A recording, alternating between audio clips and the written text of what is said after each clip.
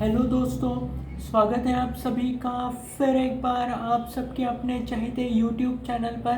Channel का नाम है प्रसन्न चैनल और आज की पेशकश में मैं आपके लिए फिर एक बार आपकी सेवा में हाजिर हुआ हूँ एक अलग ही वीडियो लेकर।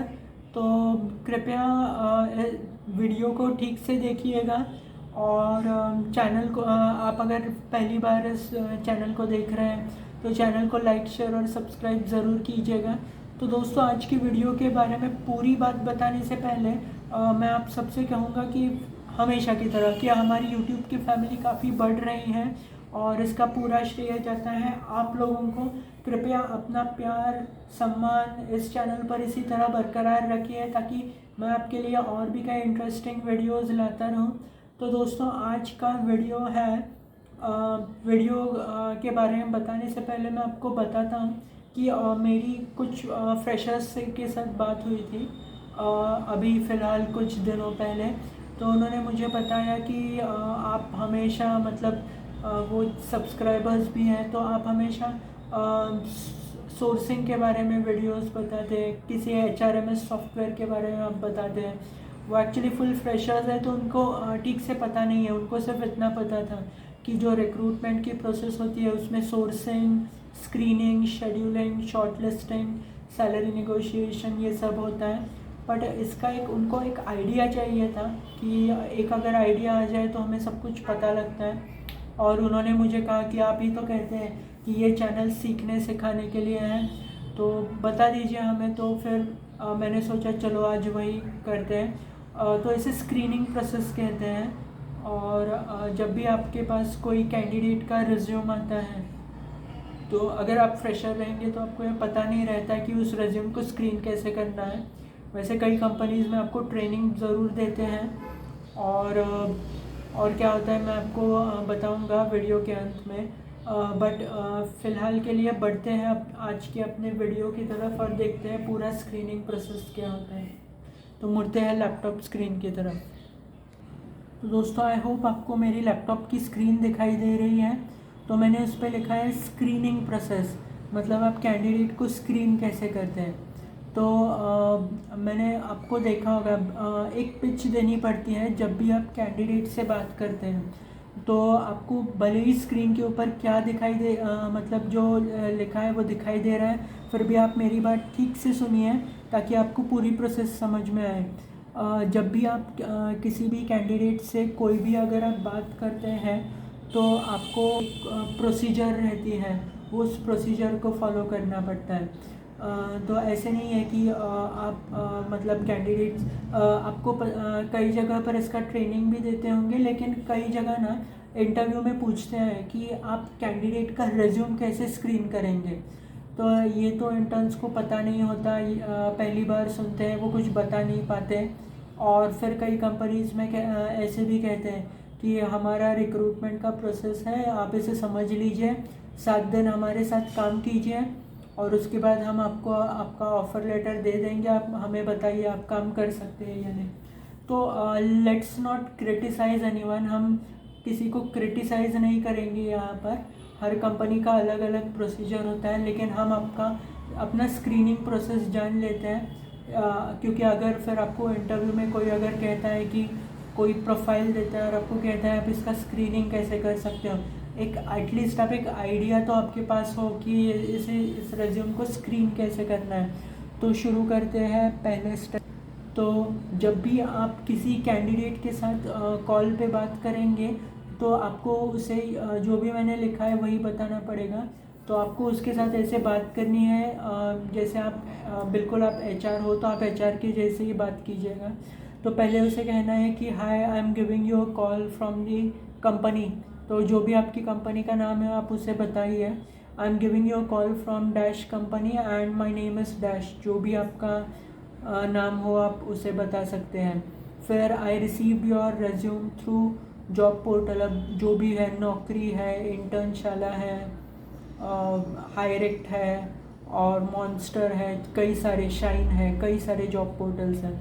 सो I received your resume through let's say naukri.com and for job profile, अब कई प्रोफाइल्स है लाइक HR, बिजनेस डेवलपमेंट, कई सारे रहते हैं, field sales, digital marketing, content writing, graphics designer, IT से रिलेटेड रहते हैं like full stack developer, front end, back end, react native, ASP.NET, project manager, data scientist, data analyst, ऐसे। ये तो मैंने आपको प्रोफाइल्स के नाम बता दिए। तो ऐसे कई प्रोफाइल्स रहते हैं। So I received your resume through naukri.com for let's say HR profile. So shall we have a word. So अगर अब ये आपको सामने वाले से ही पता ये कैंडिडेट कितना सही है। अगर आप कैंडिडेट कहता है येस प्लीज़ टेल मी, सो आपको पता चलना चाहिए कि ये सही कैंडिडेट है। बट कई बार क्या होता है कि कैंडिडेट्स वो ऑलरेडी जॉब में होते हैं, फिर आपसे कह देते हैं कि no please mail me whatever your job description is, मतलब एक ईमेल कर दीजिए, आपका जो भी जॉब है वो हम देख लेंगे बाद में, आप please don't give a call, I am in a meeting, या फिर ऐसे कुछ कह देते हैं। तो फिर आप सी अब ये हर किसी की पर्सनल चॉइस है, आपको बाद में फिर कॉल करके देखना है तो आप देख सकते हैं, नहीं तो आप आगे जा सकते हो। वैसे नॉर्मली जो भी ट्रेनिंग देते हैं वो ये ज़रूर आपको कहेंगे, देखा पक्का मैं कहता हूँ, वो आपको कहेंगे कि टाइम लिख लो उनसे और फिर आप फिर उस टाइम को कॉल करके देखो। तो आपको ऐसे करना है तो आप कर सकते हो। जहाँ तक मेरी बात है तो फिर मुझे एक्सपीरियंस है तो मुझे समझ जाता है कि इनको इंटरेस्ट नहीं है, will look for some another candidate. तो ऐसे ये स्टार्टिंग वाला प्रोसीजर है। तो यस कहते हैं तो हमें क्या करना है, हम ये देखते हैं नीचे जाके। तो आप फिर आपको ये F1 आपको दिखाई दे रहा होगा, यानी फ्रेशर्स। F मतलब फ्रेशर्स, E यानी एक्सपीरियंस्ड। तो फ्रेशर्स के लिए आपको पहले ये सवाल है जो हर इंटरव्यू में आपको भी किसी ने पूछा होगा और आपको भी ये सवाल उससे पूछना है, please tell me something about yourself और please walk me through your profile. ये आजकल कहते हैं कई लोग। तो दोस्तों इसमें होता क्या है, में जब भी आप ये सवाल पूछते हो सामने वाले को, तो आप उस कैंडिडेट की जो भी इंग्लिश कम्युनिकेशन स्किल्स है, लाइक कोई अगर इनसाइड सेल्स का जॉब होगा जहाँ पर आपके क्लाइंट्स एशिया पैसिफिक से हो या फिर यूरोप और US से हो, तो वहाँ पर आपको एक ऐसा कैंडिडेट चाहिए जो बहुत अच्छी इंग्लिश में बात करता हो। या फिर कोई US IT रिक्रूटमेंट के लिए ओपनिंग है, या फिर और कोई ओपनिंग है, मॉर्गेज वगैरह के लिए कोई फाइनेंस रिलेटेड ओपनिंग है, तो फिर आपको ऐसे कैंडिडेट्स चाहिए होते हैं जो बहुत अच्छी इंग्लिश में बात करें, एक्सेलेंट हो उनका इंग्लिश। तो आपको ये सवाल उनको पूछना है, एनालाइज़ कीजिए। मे बी आप कॉल पे बात कर रहे हैं या फिर वीडियो इंटरव्यू ले रहे हैं, आजकल कई जगह पर वीडियो इंटरव्यूज़ होते हैं। तो बिल्कुल एनालाइज़ करने की कोशिश कीजिए कि बंदे की कम्युनिकेशन स्किल्स इंग्लिश के कितने अच्छे हैं। वो बंदा अगर ऐसे बात कर रहा है कि यस ये hi my name is Prasanna and I am working as an HR executive in XYZ company, I have 5 years of experience in HR and I am looking to work in a good company and उसने अगर आपको बता दिया कि उसके जो भी experiences है वगैरह, तो ये एक्सपीरियंस कैंडिडेट के लिए होता है। लेकिन जब भी फ्रेशर जब आपसे बात करता है तो वो यही कहेगा कि माय नेम इज़, जो भी नाम है, he will tell you my name is Prasanna Salvi, I have done my जो भी क्वालिफिकेशन है, he will tell you BE BTech and then I am looking for a good opportunity, I am looking to work in XYZ, जो भी profile का नाम है वो आपको बताएगा। और फिर आपको आगे बढ़ना है, क्योंकि अगर वो इतना ही बता रहा है आपको तो आपको एक जजमेंट आ जाएगा कि उसका कम्युनिकेशन स्किल कैसे है। लेकिन वो फ्रेशर है तो आपको उसको सामने से सवाल पूछने हैं, क्योंकि वो अपने आपसे कुछ आपको बताएगा नहीं। तो अगला सवाल क्या है हम ये देख लेते हैं। तो अगला सवाल ये है कि tell me something more about your qualification. तो जब भी आप उसे क्वालिफ़िकेशन के बारे में पूछेंगे तो he will tell you that I have done my 10th from this university, 12th graduation, if any post graduation. तो फिर आपको इसमें से और पता चलेगा कि हाँ इसके इंग्लिश कम्युनिकेशन स्किल्स कैसे हैं। और आप इस पिच को सेव कर सकते हैं, क्योंकि आप किसी भी ऑर्गेनाइजेशन में जाइए, कहीं भी जाइए, ये पिच यही रहता है। वो आपको थोड़ा अलग करके बताएंगे लेकिन पिच यही रहता है। आप इस पिच को फॉलो कर सकते हैं। देखते हैं आगे क्या। अब आपको आगे पूछना है कि why are you interested in this profile. तो जब भी आप ऐसा कुछ पूछेंगे तो फिर वो अपने आप को सेल करने की कोशिश करेगा। लाइक एचआर की प्रोफाइल है तो वो आपको कहेगा कि I like to speak with candidates, या फिर I as a person I am a very social person, I like to interact with everyone, और ये कहेगा वो। और अगर कोई बिजनेस डेवलपमेंट वाली प्रोफाइल है या फिर डिजिटल मार्केटिंग वाली है तो वो आपको कहेगा कि मैंने कोई डिजिटल मार्केटिंग का कोई कोर्स कर रखा है, या फिर I have done some training, I have done 2-3 internships in digital marketing and I am very interested to pursue, means I want to increase my knowledge and all. तो ये सब आपको वो कहेगा। तो इसमें से आप फिर एक बार आपको एक मौका मिल गया एनालाइज करने का कि उसके इंग्लिश कम्युनिकेशन स्किल्स कैसे हैं। तो आप इसे बिल्कुल एनालाइज कर सकते हैं। और अगर आपको इसमें से और भी कुछ इसे पूछना है कि कोई प्रोफाइल रिलेटेड सवाल आपको पूछने हैं कि व्हाट इज़ एचआर, या फिर व्हाट इज़, अगर एचआर की प्रोफाइल है तो व्हाट इज़ रिक्रूटमेंट, आपको अगर what is training and development, what is employ, how will you manage the employees, आप ये सब सवाल उसे पूछ सकते हैं। Have you worked on any HRMS software, जैसे मैंने आपको पिछला वीडियो क्रेडिली पे अपलोड किया था, अगर आपने देखा नहीं होगा तो वो आप वीडियो ज़रूर देख लीजिए। सो आप उसे ये सवाल पूछ सकते हैं। अगर बंदा डिजिटल मार्केटिंग से है तो फिर आप उसे पूछ सकते हैं कि which tools you have used for digital marketing, which tools do you know. So Google AdWords है, गूगल एनालिटिक्स है, और भी कई टूल्स रहते हैं। तो बट पूछने से पहले थोड़ा पढ़ लीजिएगा ताकि आपको पता चलेगा कि बंदा सही बोल रहा है या गलत आंसर दे रहा है। वरना आपको ही कुछ पता नहीं है तो आप क्या मतलब एनालाइज करेंगे। तो थोड़ा पढ़ लीजिए। अगर कंटेंट राइटर है तो वो उसके लिए भी कई टूल्स रहते हैं, तो आप उसमें से पूछ सकते हैं। या फिर आप उससे पूछ सकते हैं कि how should be a content writer, what skills he should have. So मैंने ऐसे इंटरव्यूज़ लिए हैं तो मैं आपको बताता हूँ कि a content writer he should have good written English skills, he should have good understanding skills, क्योंकि अगर वो अंडरस्टैंड अच्छी तरह करेगा तो ही वो अच्छा लिख पाएगा। तो रिटन स्किल्स भी उसके अच्छे ही चाहिए। फिर वो फियरलेस चाहिए, क्योंकि अगर आप उसको किसी के बारे में लिखना है तो फियरलेसली उसे वो लिखना है। तो और एक और पॉइंट है कि उसने वो रिसर्च करना चाहिए। 4-5 साइट रहते हैं, वहाँ से पूरी इन्फॉर्मेशन पढ़ ले, फिर जाकर उसे अपने कंटेंट राइटिंग मतलब क्या रहता है कि उसे अपनी भाषा में वो पूरा कंटेंट लिखना पड़ता है। तो आप उसे ऐसे सवाल पूछ सकते हैं। आप उसे ये भी पूछ सकते हैं कि what is blog writing, what is story writing, what is article writing. तो थोड़ा पढ़ लीजिए तो आप पूछ सकते हैं इसे। दोस्तों, अगर ग्राफिक्स डिज़ाइनर की प्रोफाइल है आप उसे थोड़ा बेसिक पूछ लीजिए कि व्हाट इज़ कैनवा। तो कैनवा तो अब आपको पता होगा, ये तो नॉर्मल है, हर किसी को कैनवा आता है। आपको अगर आपने कैनवा के बारे में कुछ पता नहीं है तो थोड़ा रिसर्च कर लीजिए, आपको पता चलेगा। बेसिक टूल है वो। और आप उसे अडोब फोटोशॉप और इलस्ट्रेटर एक अंडरस्टैंड कर लीजिए, उसने क्या क्या कोर्सेज वगैरह किए हैं। आपको मौका मिल जाएगा उसके कम्युनिकेशन स्किल्स जानने का। बढ़ते हैं आगे। फिर आपको उसे पूछना है have you completed any trainings और इंटर्नशिप्स बिफोर। और अगर उसने दो चार ट्रेनिंग्स कर लिए हैं तो फिर आपको पूछना है कि आपने कितने ट्रेनिंग्स किए हैं, आपने उसमें से क्या सीखा, ये भी आप पूछ सकते हैं। बट मैं फिर एक बार कह रहा हूँ, थोड़ा पढ़ लीजिएगा प्रोफाइल के बारे में, नहीं तो फिर आप ये सवाल पूछ नहीं पाएंगे। और पूछेंगे तो आपको इसके आंसर्स पता नहीं होंगे, तो फिर आपको रैंडमली हाँ हाँ हाँ कहना पड़ेगा। तो थोड़ा पढ़ लीजिएगा प्रोफाइल के बारे में। बढ़ते हैं। फिर how soon you can join.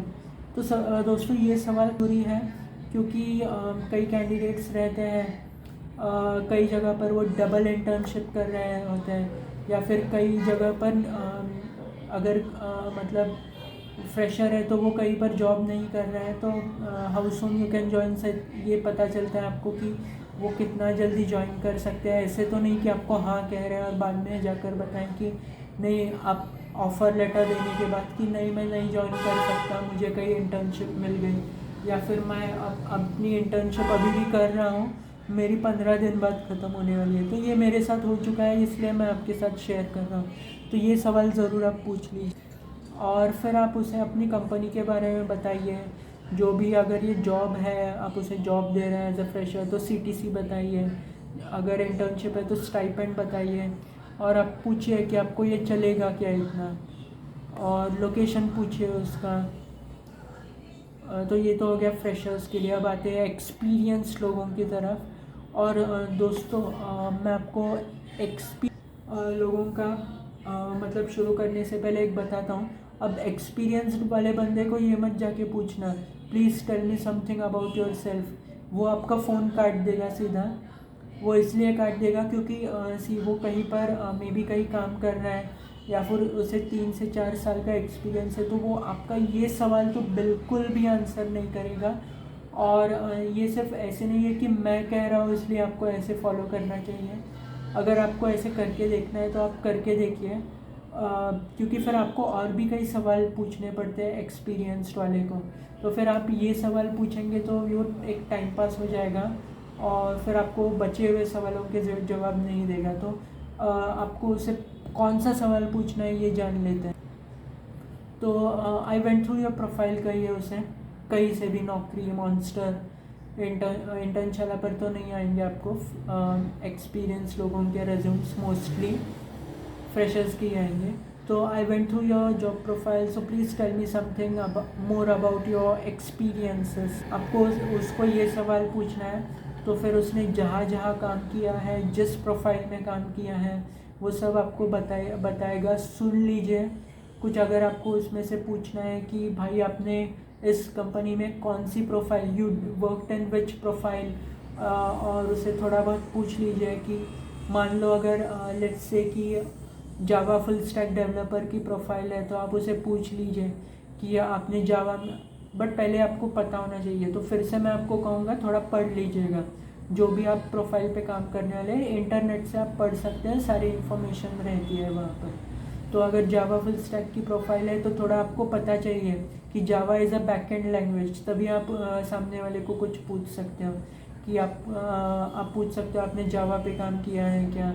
आप एक और जावा स्क्रिप्ट जो फ्रंट एंड की लैंग्वेज है, ये भी ज़रूरी होती है इस प्रोफाइल में। तो आपने जावा स्क्रिप्ट में कभी काम किया है क्या, ऐसे करके आप पूछ सकते हैं। और बहुत रहता है, दैट इज़ जावा JSP रहता है, जावा सर्वलेट्स और EJB, ऐसे कई रहते हैं जावा में। और एंगुलर और रिएक्ट कभी कभी ऐसे कई JD में रहता है कि बंदे को एंगुलर या फिर रिएक्ट में भी एक्सपीरियंस चाहिए, स्प्रिंग फ्रेमवर्क में एक्सपीरियंस चाहिए। तो बंदे को ये मत पूछ लीजिएगा कि what do you know about spring. आप उसे पूछ सकते हैं कि आपने काम किया है क्या स्प्रिंग में, क्योंकि वो एक्सपीरियंस बंदा है। किया रहेगा तो हाँ कहेगा, नहीं किया है तो सीधा नहीं कह देगा, आपको बढ़ना है आगे। So which technologies have you worked in it. ये तो मैंने आपको पहले ही सवाल में सब जोड़कर बता दिया। और जो digital marketing, content writing, graphics designing, ये फ्रेशर वाले में जो मैंने आपको पॉइंट्स बताए थे, वही आपको पूछ लेना है। अगर मे बी आप कंफ्यूज हो गए हो, अभी आपको याद नहीं आ रहा है, तो वीडियो पीछे कीजिए, फ्रेशर क्या सुन लीजिए, और वही आपको पूछना है। अगर हाँ बिज़नेस डेवलपमेंट का रहेगा तो इसमें थोड़ा अलग रहता है। तो आपको इसमें पूछना है कि प्रपोज़ल कैसे बनाएंगे, क्योंकि आप नए जो भी क्लाइंट्स होते हैं, अगर आपकी कंपनी B2B में रहेंगी तो आप मोस्टली क्लाइंट्स के साथ बात करते हैं। कंपनी B2C रहेगी तो क्लाइंट्स और कस्टमर्स से बात करते हैं। तो आपको पूछना है कि आपने कभी बिज़नेस प्रपोज़ल बनाया है क्या, did you make any business proposal. फिर अगर वो हाँ कहता है तो अच्छी बात है, और मे भी पता होता है कई लोगों को। फिर आप उसे पूछ सकते हैं कि how do you generate Leeds. काफ़ी इम्पोर्टेंट सवाल है दोस्तों। लीड जनरेशन या तो ईमेल मार्केटिंग से बनती है, या फिर कई जगह पर वो कॉलिंग भी कर लेते हैं। तो आप उसे ये पूछ सकते हैं। फिर वो आपको कहेगा कि, या फिर जैसे मैंने आपको कहा ईमेल मार्केटिंग में मेल्स भेजता था, सामने वाले को फॉर्म देता था, फिर वो भरते थे, वो मुझे भेजते थे, फिर मैं अपनी फील्ड सेल्स टीम को भेजता था उनसे बात करने के लिए। या फिर वो आपको बताएंगे कि मैं खुद बात करता था, उनका कॉन्टैक्ट नंबर लेता था फॉर्म पर, गूगल फॉर्म जो भी फॉर्म है उस पर मैं कॉल करके अपना जो भी कंपनी का प्रोडक्ट या सर्विस है वो मैं उसे सेल करता था। फिर आप उसे ये भी पूछ सकते हैं, ये मैं आपको एडिशनल इन्फॉर्मेशन दे रहा हूँ कि हाउ मच बिजनेस डेवलपमेंट वाले बंदे के लिए, किसी और को मत पूछना नहीं तो वो आपका फ़ोन रख देगा। तो उसे आपको ये पूछना है कि how much cells have you brought for the company, मतलब आपने कंपनी का कितना फ़ायदा करा के दिया है। तो फिर वो आपको कहेगा, तो आपको उसको और उसमें पूछना है कि मतलब आप क्या बेचते थे उसमें, व्हाट सर्विस और what product you were selling, and आपको फिर कंपनी को आप मंथली कितना और ईयरली कितना प्रॉफिट करवा के देते थे। आप उसे और कुछ पूछ सकते हैं, लेकिन ये फर्स्ट राउंड ऑफ डिस्कशन है तो इसमें ही यही सीमित रख सकते हैं। बढ़ते हैं आगे, और अगला सवाल क्या है ये देख। तो आगे आपको फिर देखना है कि check whether the candidate is from product based और सर्विस बेस्ड इंडस्ट्री। तो दोस्तों अब ये सवाल काफ़ी ज़रूरी है। अगर बंदा, मैं आपको बताता हूँ पहले, 2 तरीके की कंपनीज होती है, एक प्रोडक्ट बेस्ड और एक सर्विस बेस्ड। प्रोडक्ट मतलब उनका कोई प्रोडक्ट होता है, लाइक एग्जांपल दे देता हूँ, व्हील पाउडर या पॉन्ड्स जो पाउडर आती है ना वो हम यूज़ करते हैं वो वाली, या फिर लक्स, ये प्रोडक्ट लक्स साबुन जो आपको पता है, तो ये हो गए। या फिर कोई ज्वेलरी की कंपनी है तो वो हो गया उनका प्रोडक्ट। या फिर कोई FMCG है, मैन्युफैक्चरिंग की कंपनी है जो पाइप या ट्रैक्टर बनाती है, ये हो गई प्रोडक्ट बेस्ड। सर्विस बेस्ड यानी ऐसी कंपनीज जो SaaS, आपने ये नाम सुना होगा, सॉफ्टवेयर एज ए सर्विस, तो फिर वो सर्विस देते हैं अलग अलग कंपनीज़ को। तो सर्विसेज कई तरीके की हो सकती है, कोई डेवऑप्स की सर्विस हो सकती है, कोई क्लाउड सर्विसेज होती हैं, मैनेज्ड एंड शेयर्ड सर्विसेज होती है, स्टाफिंग सर्विसेज होती हैं। तो इसे कहते हैं सर्विस बेस्ड। स्टाफिंग सर्विसेज का एग्जांपल लेता हूँ, मतलब आप किसी दूसरे कंपनी के लिए वो कैंडिडेट्स हायर करते हैं स्टाफिंग सर्विस में, और मतलब वो थर्ड पार्टी पेरोल जैसे भी जॉब्स होती हैं, तो किसी और कंपनी के लिए काम करना या फिर उनको सर्विस प्रोवाइड करना, ये हो गई सर्विस बेस्ड। तो मोस्टली ऐसे देखा गया है कि जो प्रोडक्ट बेस्ड कंपनी में रहते हैं वो सर्विस बेस्ड में नहीं आते, और जो सर्विस में रहते हैं वो प्रोडक्ट बेस्ड में नहीं जाते। ये आपको चेक करना है दोस्तों। आगे बढ़ते हैं। तो बंदे को आपको पूछना है कि उसकी करंट एंड एक्सपेक्टेड CTC क्या है, नोटिस पीरियड क्या है, करंट लोकेशन क्या है। इससे पहले एक बात बताता हूँ आपको। तो जब आप बंदे को नोटिस पीरियड पूछेंगे ना, तो मतलब आप ये देख सकते हैं कि बंदा इमीडिएट जॉइनर है ना, बंदे के पास जॉब नहीं है, ही इज़ जॉबलेस। ऐसे भी होता है कई कि उनके पास जॉब नहीं होती है, 1-2 महीने हो गए हैं, वो कई इंटरव्यूज़ दे रहे हैं और मतलब उनके पास फ़िलहाल जॉब नहीं है। या फिर जिनका नोटिस पीरियड अभी ख़त्म होने को आ रहा है, 15 दिन बाद नोटिस पीरियड ख़त्म हो रहा है, या फिर मैक्स टू मैक्स 1 मंथ, उनका 1 महीने बाद वो अभी काम कर रहे हैं। अगर जैसे ही आपका उनको ऑफ़र लेटर मिल जाता है, वो 1 महीने बाद नोटिस दे देंगे और आपके पास चले आएंगे। तो मोस्टली ऐसे ही बंदे कंसिडर कीजिए। वेरी रेयर केसेस में देखा गया है कि कोई कंपनी 45 दिन जिसका नोटिस पीरियड है उसे कंसिडर करती है, लेकिन काफ़ी मुश्किल है दोस्तों। मैं तो आपको पर्सनली ये बताऊंगा कि जिनका नोटिस पीरियड 45 दिनों का है, आप उनको प्रेफर ना कीजिए। इमीडिएट जॉइनर 15 दिन और 1 मंथ यही प्रेफर कीजिएगा, क्योंकि ऐसे कैंडिडेट्स पक्का ज्वाइन कर सकते हैं और इसके चांसेस मोर देन 75% रहते हैं। कभी कभी ऐसे भी हो सकता है कि कोई काउंटर ऑफ़र लेकर चला जाए, तो आपके पास पाइपलाइन में कैंडिडेट होना काफ़ी ज़रूरी है। लेकिन जिनका नोटिस पीरियड 45 दिन, 2 महीना, 3 महीना उसके ऊपर है, ऐसे कैंडिडेट्स को प्रेफर मत कीजिए। आपका सीनियर भी आपको चिल्लाएगा, पूरा रिक्रूटमेंट का एफर्ट वेस्ट हो जाएगा। और एक और बात बताता हूँ, बताएगा नहीं कोई आपको, लेकिन अपना चैनल सीखने सिखाने के लिए बता रहा हूँ कई बार ऐसे भी देखा गया है कि कोई कैंडिडेट्स बेंच पे रहते हैं, मतलब इसमें भी कई प्रकार हैं। अगर जो जिन्हें पे नहीं करती है कोई कंपनीज और जो बेंच पे रहते हैं, वो आपकी कंपनी इमीडिएट ज्वाइन कर भी सकते हैं। लेकिन जिन एम्प्लॉयज़ को कंपनी पे कर रही है कि आप 1-2 महीने मतलब जो भी एम्प्लॉयज़ है वो काम कर रहे हैं, 1-2 महीना आप घर पे बैठो, हम आपको पैसे दे रहे हैं, तो फिर कम ज़्यादा उनको पैसे मिल रहे रहते हैं। तो फिर आपको ये कैंडिडेट से पूछना है, अगर वो आपको कहे ना कि मैं ऑफिस नहीं जा रहा हूँ लेकिन मैं बेंच पे हूँ, और तो आपको पूछना है कि आपको सैलरी वैलरी कोई मिल रही है या नहीं। अगर मिल रही है तो ऐसे बंदे को बिल्कुल भी कंसिडर मत कीजिए। मेरा तो कहना ये है, आपको कंसिडर करना है तो आप करके देखिए, आपको एक्सपीरियंस आएगा। 75% के केसेस ऐसे रहते हैं कि वो आपसे ऑफ़र लेता है और फिर अपनी कंपनी ज्वाइन कर लेता है, कहेगा आपको कि मुझे उन्होंने वापस बुला लिया है तो मैं आपकी कंपनी ज्वाइन नहीं कर पाऊँगा, तो खामोखा आप प्रॉब्लम में फंस जाएंगे। तो कैंडिडेट जो बेंच पे है, जिसको कंपनी पे कर रहे है, उसका मतलब आप सिलेक्शन ना ही करेंगे तो ही बेटर रहेगा। आगे बढ़ते हैं। ये सवाल काफ़ी ज़रूरी है, विल यू रीलोकेट। अब मैं आपको एग्जांपल दे देता हूँ। कोई कैंडिडेट है जो लेट्स से कि मतलब करंट लोकेशन कंपनी की पुणे है, आसपास रहते हैं, कोई कोल्हापुर में है, कोई मुंबई में है, कोई बेंगलोर, हैदराबाद, चेन्नई, नोएडा, दिल्ली, कहीं भी है।